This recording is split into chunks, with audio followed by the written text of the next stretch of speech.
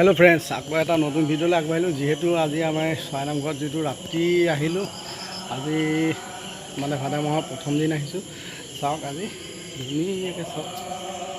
ধুনীয়াকৈ ভিডিঅ'ত দেখাইছোঁ চাই ল'ব এয়া হ'ল চাওক দেৰগাঁও টাউন ছয় নামঘৰ স্থাপিত 1898 আৰু আপোনাক সম্পূৰ্ণ দেখাই দিছোঁ এতিয়া বৰ্তমান চলি যোৱা বৰ্ষত এতিয়া হৈছে এই আপুনি মানুহখিনি চাওক আমাৰ যিখিনি মানুহ আছে সম্পূৰ্ণ মানুহখিনি দেখিছে একগোট হৈ আছে ইয়াত কোনো বিভাজনৰ সৃষ্টি নাই নামঘৰ এটাই সেইটো সমমিলে থাকক সমমিলে থাকিলে নিজে জানে কেনেকুৱা হৈ থাকে কি কথা আৰু মই এতিয়া বৰ্তমান এজন মানে আমাৰ নামঘৰৰ এজন সক্ৰিয় মানে সদস্য আপোনাৰ জড়িত মানে কমিটিৰ লগত জড়িত তেখেতৰ ওচৰলৈ আহিছোঁ ধুনীয়াকৈ তেখেতৰ পৰা মই সম্পূৰ্ণ বিৱৰণখিনি ল'ম আপোনালোকে শুনি লওক এবাৰ এয়া আমি দেখাইছোঁ মোৰ দাদাই হয় সম্পূৰ্ণ দাদাই হয় দাদাৰ পৰা আমাৰ দেৰগাঁও টাউন ছয় নামঘৰ আপোনালোকে গম পাইছে 1898 চনত স্থাপিত হয় আৰু তেতিয়াৰ পৰা আমাৰ প্ৰায় বৰ্তমানলৈকে আমাৰ 400 মানুহ আমাৰ একেটা খেলতে আছে ইয়াত কোনো বিভাজন নাই সকলোৱে একত্ৰিত হৈ আমাৰ ভাদ মাহত নাম প্ৰসংগ কৰিছে আজি আপোনালোকে দেখিবলৈ পাব প্ৰায় আমাৰ 150-200 মানুহ এতিয়া নাম প্ৰসংগত অংশগ্ৰহণ কৰি আছে আৰু আমি আগন্তুক সময়খিনিত যিমানখিনি পাইছোঁ আমাৰ মণিকূট ভাগ প্ৰতিষ্ঠা কৰা হ'ল যোৱা শাওণ মাহৰ 31 তাৰিখে আৰু আমাৰ অলপ আধৰুৱা কাম আছে সেইখিনি আমি পৰাপক্ষত সম্পূৰ্ণ কৰিম আৰু আগন্তুক আমাৰ 125 বছৰীয়া এটা শতবাৰ্ষিকী অনুষ্ঠান আছে যিভাগ অনুষ্ঠান আমি আহিনত শংকৰ জন্মোৎসৱৰ সৈতে সংগতি ৰাখি আমি কৰিম বুলি আমি চিন্তা কৰি আছোঁ গতিকে আপোনালোকক আমি আশা কৰিছোঁ যে আমাৰ 125 বছৰীয়া শতবৰ্ষৰ যিটো অনুষ্ঠান সেইটোত আপোনালোকেও আহি অংশগ্ৰহণ কৰিব আমাৰ নামঘৰভাগ চাবহি আৰু আমাৰ ঐক্য সংহতি সম্প্ৰীতি যিটো আমাৰ আপোনালোকক কৰি থকা হয় গোটেই সম্পূৰ্ণ এইখিনি আমাৰ ইয়াত পাব আমাৰ ইয়াত কোনো আপোনাৰ বিভাজন নাপায় আমাৰ 3-4 ঘৰ মানুহ আমি একেটা খেলতে সদায় একেখন ইয়াতে খাই আছোঁ আৰু আমাৰ চিন্তাধাৰাখিনি আমাৰ 4 ঘৰ মানুহৰ সদায় একেধৰণেই আছে আৰু আমি যিমানখিনি পাৰিছোঁ আমি আমাৰ ৰাইজলৈও আমি এটা ইয়াৰ পৰা বাৰ্তা দিব পঠিয়াইছোঁ যে আপোনালোকেও অন্ততঃ গাঁৱত থকা যিখিনি খেলৰ বিভাজনটো সেইখিনি পৰাপক্ষত এৰাই চলিব এই খেলটোৱে মানুহৰ মনোভাৱখিনি বহুত সলনি কৰে গতিকে আহক আপোনালোকে আমাৰ যিটো 125 বছৰীয়া শতবাৰ্ষিকী আমি আগবাঢ়িবলৈ গৈছোঁ সেই অনুষ্ঠানটোত আপোনালোকে আহি অংশগ্ৰহণ কৰিব আমাৰ অনুষ্ঠানভাগ দেখিব আৰু মণিকূট ভাগো আহি চাবহি ঠিক আছে আমি ধন্যবাদ আৰু সম্পূৰ্ণখিনি কথাখিনি আপোনাৰ দাদাই ক'লেই সম্পূৰ্ণ কথাখিনি আপোনালোকে নিশ্চয় বুজি পাইছে যে আজি এইটো কথা কি কাৰণে ক'বলগীয়া হৈছে কাৰণ বিভাজন বস্তুটো বৰ বেয়া বস্তু কাৰণ এটা পৰিয়াল যেতিয়া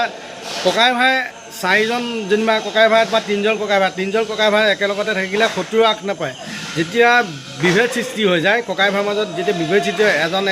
এজন বেলেগ তেতিয়া শত্ৰুৰ আগ পায় সেইটো কাৰণে শত্ৰুৰ আগ দিয়াতকৈ আপোনালোকে নিজে চিন্তা কৰিব যে মই আজি কথাখিনি কি কাৰণে ক'বলগীয়া হৈছে সেই বিভেদ সৃষ্টিটো নানিব কাৰণ আমাৰ অসমীয়াৰ মাজত এইটো বহুত ডাঙৰ কথা এটা আহি পৰিছে সেইটো নানিব মনত ভাগ আপোনালোকে নামতে থাকক বা বামুণীয়াতে থাকক একগোট হৈ থাকক সদায় আমাৰ ফালৰ পৰা আমি মানে এটা অনুৰোধ জনাইছোঁ অসমৰ মানুহখিনি এই বিভাজনটো যদি সৃষ্টি কৰি থাকে নহয় পিছলৈ আমাৰ নিজৰ কাৰণে আপোনাৰ বিপদ সৃষ্টি হ'ব পাৰে সেইটো কাৰণে কৰিছোঁ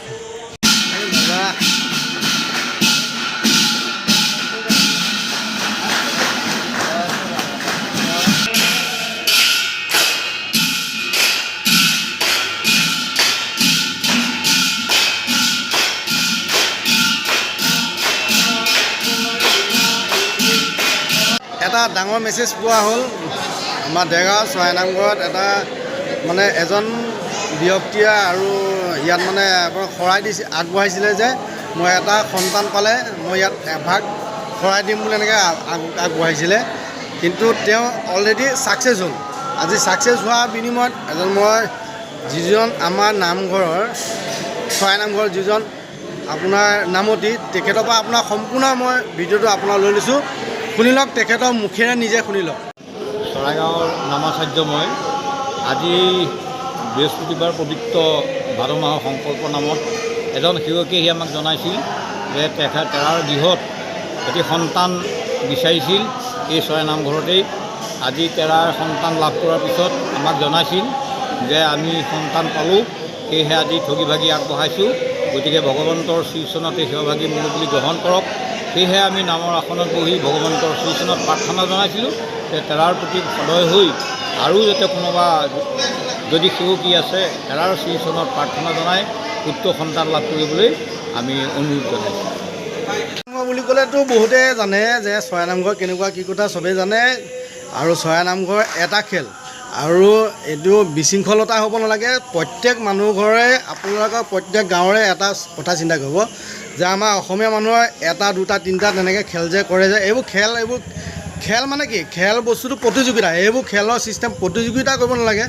প্ৰতিযোগিতাৰ অৰ্থত সেইটো নহয়, আচলতে খেল এটাই হ'ব লাগে। কাৰণ আমাৰ জাতিটো এটাই, মানে অসমীয়া সমাজৰ এটাই, ভাগৱত বস্তুটো একেটাই,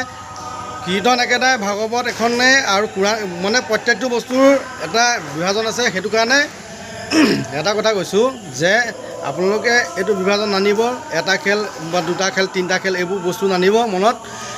আৰু মই এইটো কাৰণে ভিডিঅ'টো বনাইছিলোঁ, যিহেতু আমাৰ 400 মানুহৰ ঘৰ খেল, আৰু এইবোৰ বস্তু ভিডিঅ'টো সম্পূৰ্ণ চাব। ভিডিঅ'বোৰ চাই পেলাই আপোনালোকে নিজেও গম পাব যে প্ৰকৃততে মানুহ কেনেকৈ থাকিব লাগে, কি ধৰণে থাকিব লাগে। একগোট হৈ থাকিলে মানুহৰ সমাজখন বৰ বেলেগ এটা বস্তু। আজি সমাজখনৰ যদি আপোনালোকে যদি বিভেদ সৃষ্টি কৰে যে দুটা তিনিটা এনেকৈ খেল কৰে, সেইটো বৰ বেয়া অশোভনীয় দেখায়। সেইটো কাৰণে মই আৰু এতিয়া আমাৰ দেৰগাঁও যিটো নামঘৰ, চৰাই নামঘৰ বুলি ক'লে বিখ্যাত, সেইটো দেখাইছোঁ আপোনালোকক ধুনীয়াকৈ মই দেখাই দিছোঁ।